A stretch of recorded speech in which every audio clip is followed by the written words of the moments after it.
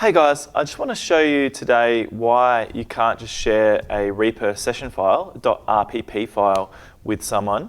Like when you're asking for feedback from your teacher or submitting an assignment, you can't just submit the RPP file by itself. And today I'm going to show you two different ways to actually submit it.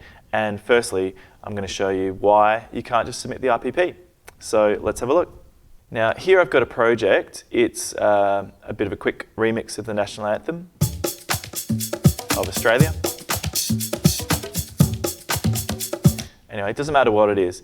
A Reaper session file is basically a container file that has underlying WAV files or MP3 files, sometimes even movie files. So if I go to the directory where this project is in, which is in here, you'll see there's a whole lot of different files. There's some MP3s I downloaded or waves from Looperman. There's my national anthem file, MP3 file, as well as the Reaper session file and a backup file of that. So if I were to just send someone this Reaper file, I'll show you what would happen. Say someone has just shared it and I've put it in my downloads folder, which you'll take note, there's no other WAV files or anything in that folder. Now look at this. The following files could not be found. The MP3 there, I have to leave it offline. The WAV file, all these different loops have to be left offline. So there were 6 files in 18 places in this project that are in offline state. So that means the files are actually missing. The container Reaper file is still trying to refer to those files, but you see they're all in offline mode, which means no sound. So sharing the RPP file by itself doesn't do any good, although I can sort of see, oh look, this person's used a pitch shift here, they've automated that pitch shift, that's kind of cool. They've used different techniques such as stretch markers over here. So I could sort of give you some feedback, but I can't hear it. So let's now look at the two methods of sharing a Reaper file for feedback or assessment. So let's discuss the first method of sharing, where we're going to make a zip file. So either we could just choose all the files within the folder that my Reaper file is in, or I could go back one level and just zip this whole folder itself. So I have 7-zip installed on this computer, so I can go down to 7-zip, add to Advanced Australia Fair remix.zip. That has resulted in a 10 meg file. Not huge, but not tiny, like it's just emailable maybe. Or using our sector system, you could upload that for sure. So if you don't have 7-zip installed, you can actually do it within Windows. You can right-click on the folder or group of files and say send to compressed zipped folder. And that should also create a folder. It's prompted me for a name. Let's just say okay to that.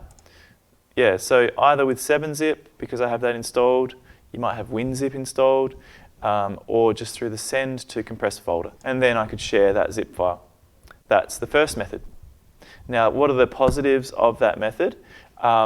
Then basically the person you share it with can open up and see exactly what you're doing, and could even actually make suggestions and edits and send it back to you in a zip file, and you could actually collaborate with someone that way.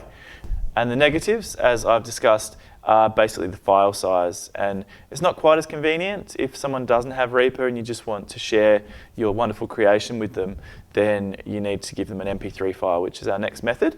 And when I am asking for assessments to be submitted, that's the method I do ask for, the MP3 file.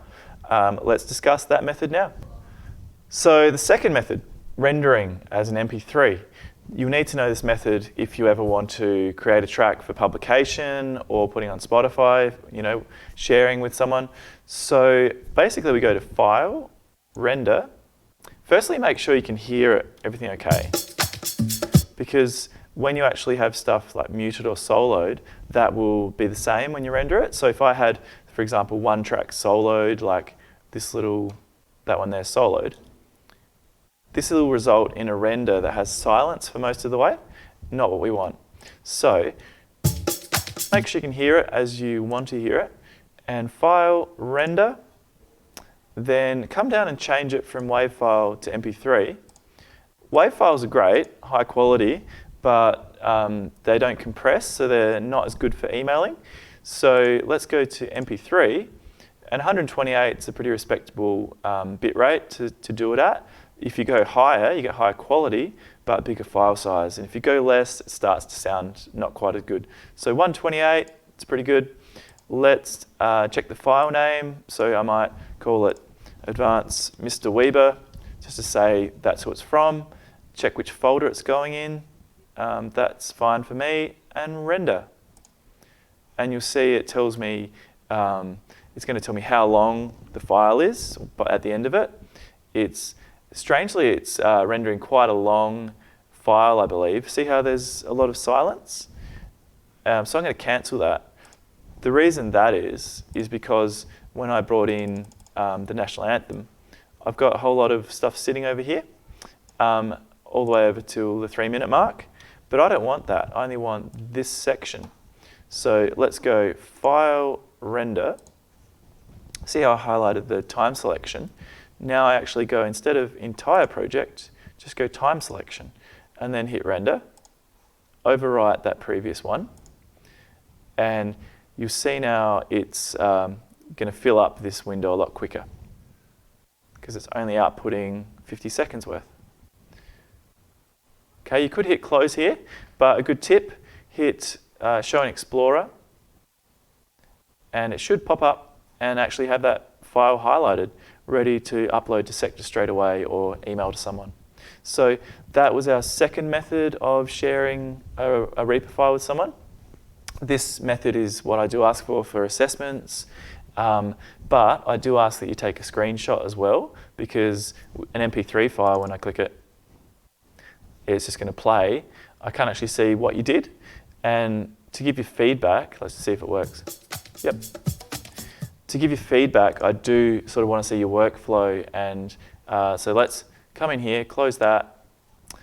We could get our window a bit better for a screenshot. Let's zoom in with the up and down arrows, make it fill the whole screen there, and let's just use page up to make these a bit bigger.